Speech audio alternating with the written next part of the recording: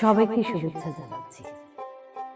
সেই প্রাচীনকাল থেকে বাংলার আনাচে কানাচে অগণিত লোককবি অজস্র পদ রচনা করে গেছে।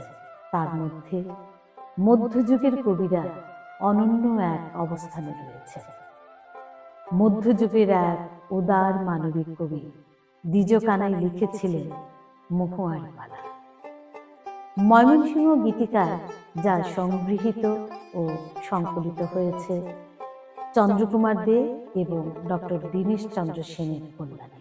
বাংলার অগণিত কবি, গীতিকার, পদকর্তা যে সকল মহাজনী পদ রচনা করে গেছেন, বাঙালির উচ্চ চিন্তা ও ভাব সম্পদ গোটা বিশ্বের মানুষকে অবাক করে চলেছে এখনো। আমি সে সকল কবির কবিতা নিয়ে মাঝে মাঝে উপস্থিত হব আপনাদের সামনে। আজকে কবি দ্বিজ কানাইয়ের মহুয়ার রূপ বর্ণনা কবিতাটি পাঠ করছি।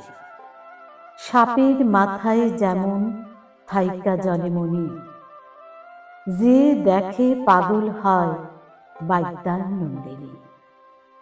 বাইদ্যা বাইদ্যা করে লোকে, বাইদ্যা কেমন জনা, আইন্দার ঘরে থুইলে কন্যা জলে কাঞ্চা সোনা।